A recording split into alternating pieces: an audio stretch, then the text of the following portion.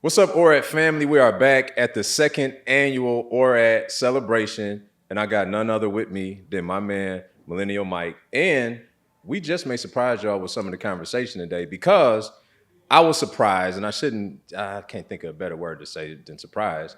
I was surprised, not shocked, at what I found in a video online about my man Mike. We've talked all the time, and I never knew that he was a brother in Christ. And so that kind of tickled my ears a little bit, and I wanted to hear more. And so here I am. I kind of summoned him to come in here and tell me more. But ultimately, I'm very curious. One, because your day-to-day work, being in SWAT, if I'm not mistaken. Yep. In addition to that, being an entrepreneur, right? And more people who are employees are fearful of becoming an entrepreneur. Right. Right. And so you found a way to do both at a very high level from what I can see on the outside looking in. Thank you. And I'm very curious, absolutely, bro. And I'm very curious of how much of a role, if any, has your faith played in being able to have that duality? Yeah, that's an excellent question. And, I've asked myself about people many times so I'm a manager at work now. I'm a police officer, I'm a SWAT officer, I'm a sergeant. I supervise a crew of 10 guys. And any leader or individual in a leadership position should be asking themselves, like, how do you motivate people? Does motivation, can it come from an external source? Is it genuine? Or should all motivation be an internal motivation? I think that a lot of times people get the best results in their life when they've hit rock bottom and they finally say, I have to do something different. But then we work in this industry where we go and we speak on stage in front of people and we motivate them. And so how does your faith play a role in that? And to tie this back in, where does my motivation come from? And I do think that a large part of it comes from this deep belief that I have in my Christian faith, in the fact that I believe God created me. And not only does he want me to do the best for me, but he wants me to do the best for my family. He wants me to do the best for my friends. And who am I to fail him? I can't fail him. I wouldn't be able to live with myself. I got kids. Wouldn't be able to live with myself. So I have a duty and an obligation to take care of people around me. I was given gifts. I was given tools. I was given physical stature, which helps when you're a cop. And who am I to waste those talents or second guess the ones that I was given? Yeah. And so I just take it as my duty and obligation to do the best I can. And my greatest fear is to not live up to my potential. My goodness, man. That's good, Mike. One of my favorite scriptures, Colossians 3:23, do all my work as if I'm doing it for the Lord, not for man's approval, because I know that my reward comes from the Lord. Right. And that's what you just articulated to me, is that you do all of your work with excellence, with him in mind, due to the responsibility based on the gifts that he's given you. Because his gift to us is our gifts and talents. Our gift to him is what we do with them. Exactly.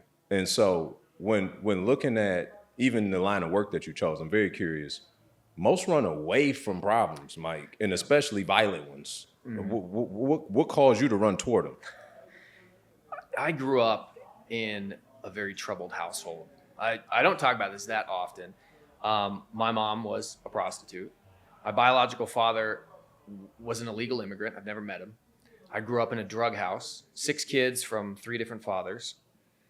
And I spent a lot of my youth being a people pleaser, but being somebody who also kind of calmed down stressful situations for the behalf of my younger siblings. I'm the oldest. And so I just got good at diffusing situations that would have been traumatic or stressful or difficult. And so I remember when I interviewed to be a police officer and I had to do an oral board interview. What situation, how would you react with 2 people fighting with each other on the street? How do you diffuse that situation? And to me, it was kind of secondhand. I'd been in these controversial, very difficult situations many times, suffered through. It was a drug house I lived in. So any horrible thing you could think of happened. And running towards problems, I almost feel like, some people are just called to do certain things. And when you have skills and talents to help in stressful situations, that's pretty rare. And I feel like I'm talking myself up here and I don't mean to. No, I don't take it that way at all, bro. Seriously. Thank you. Being arrogant about something like this, but there are very few people out there who can remain calm in the face of adversity, who can get shot at and still recognize they got a job to do. And being a police officer, it is a noble profession. And there's obviously ugly parts to it. And there's people who tarnish the badge and make us look bad. But for the most part, the overwhelming majority of people in law enforcement genuinely want to take care of their fellow people. Out of the Bible, am I my brother's keeper? I think I am. Yeah. I think it's my job to stand up and say something. And I think that's a lot of what's been wrong with our country, is that the masculine men of our country have been told, sit down and shut up and don't share your political opinions. Don't share your opinions about faith. Don't share your opinions about family. Be quiet, because it's not polite to talk about those things. And I just don't buy into it anymore. Yeah. I'm going to say what I believe, and I don't care what you think. Yeah. Man, there's so much to first of all, and I can speak for everybody in this room, bro, like, in awe. To know you and who you are today, and to now hear that backstory, you're a miracle. We all are, right? But I think so. but you are a miracle, man. Seriously, and the fact that you recognize that and do something about it, and not play the blame game, and not use your origin story as a crutch, but to use it as leverage. I even see God's faithfulness in it, being at Romans 8:28, all things work together for the good of those who love the Lord and been called according to his purpose. As unorthodox as that preparation was, it was still preparation nonetheless, and you develop skills in the midst of chaos that you utilize today for the form of employment. Like, that's mind-blowing to me, just like his sovereignty and how he has this all figured out if we're willing to be faithful and obedient in our walk. And, you know, just to park right here for a second, I agree with you 1,000%. Everything negative, harmful goes viral in society today. But you talk about the goodness of Jesus, and it's like, to cut that thing off. Cancel that. Right? Cancel that guy. What I don't understand is, if I love the Lord because of what I know he's done in my life and who he is in my life, you're a living testimony of that. Why should you, who don't agree with my faith, be bothered by my faith? If you love whatever you love being atheist, you love being, like, whatever you love being, you should love that just as much as I love Jesus, to where you shouldn't be bothered, because I'm not bothered when somebody believes something different than what I believe. Like, what's your take on that? I would say, if you're truly Christian, then you understand that we have an adversary out there, and there's someone working against us. He wants to keep the good people down. He wants to keep us afraid of speaking what we believe, afraid of congregating in rooms like this and having conversations like this. And once you realize you have an opponent, that actually liberates you. Because it's not just you playing against your own insecurities, man. There is somebody out there who wants to keep you down. And it's your choice if you get up every day and fight the fight, if you give it up. And there's going to be every excuse that you can possibly think of. And again, one that got me is a people pleaser. It's not polite. Who are you to judge? How dare you say these things and force your religion on me? I'm not forcing anything on you. But at this point, if somebody asks me a question about my values or my principles or my beliefs, or what direction I think the country should head in, or what type of family structures our society should aim towards, I will absolutely stand here and tell you what I believe and what I want. It's me and my wife and kids. And that's what I want to see everybody else do, because we need more communities. And those communities, as much as we do online stuff, shouldn't just be a bunch of people in chat rooms and Reddit and all these other. You need community. You need strong family values. Or we're going to lose to some other country who prioritizes that. My goodness, man. So first of all, the biggest trick of the enemy is to make you think he doesn't exist, is what I heard you say. Oh, yeah. Right?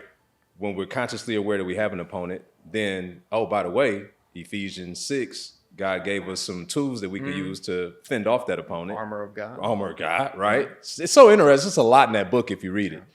And it's even better when you apply it, oddly enough. Mike, you done blew my mind today, man. Seriously. Like, I'm over it. It's so many different directions I want to go with this conversation right now. So, from my experience, right, I had a godmother who was in law enforcement that I was very close to growing up. From what I understood, the police force community aren't really big on faith.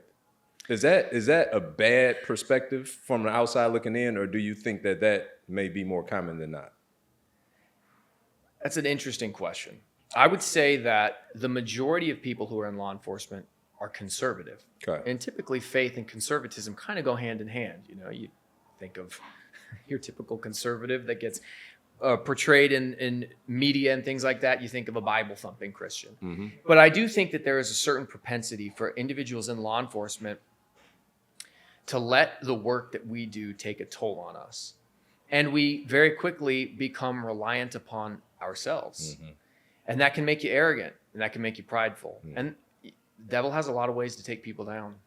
Again, it's very important to understand there's an opponent. And then it's very important to understand what are your weaknesses. And for anybody like me, and very much probably like you, who, and again, not to sound arrogant, intelligent, hardworking, successful, what do I need God for? The moment you say that, you're going to be humbled really quick. And people in law enforcement have to use their own skills and talents. And they forget about God redirecting bullets and things away from them sometimes.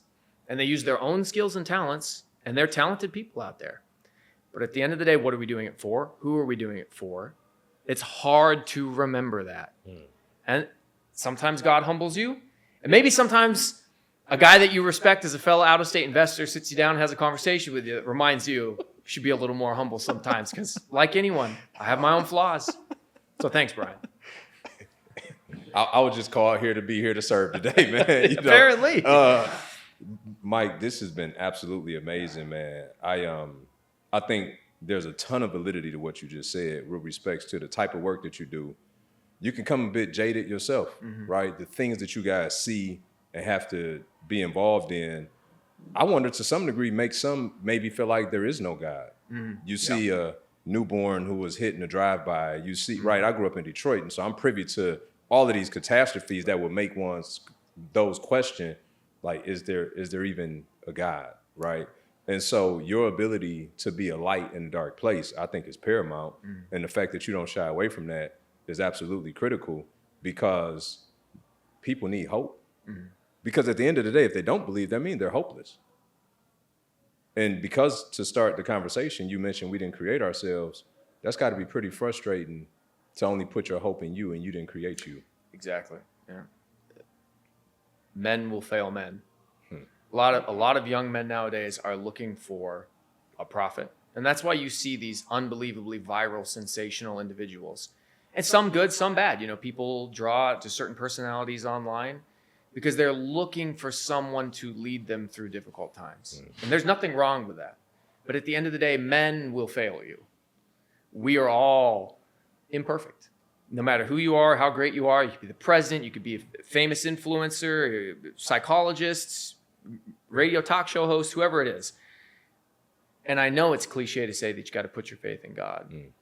And it's very, very hard to convince somebody in their moments of pain or agony when they've just lost a loved one or when they've seen something awful because they're angry. It's very hard to be reasonable when you're angry. It's an emotion. You can't overcome emotions with logic usually. But that's why I think it's even more important for people like us to try to let our lights shine forward, because by their fruits you shall know them.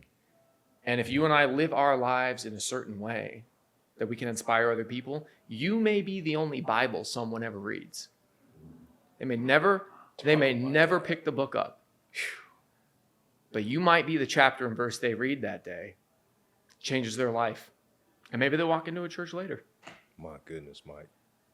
You know, you had every reason to not believe, to blame God. And I'm sure y'all had some raw conversations along the way. But you surrendered. And I see the fruit. And because of you and your obedience, what you came from will never come from you again.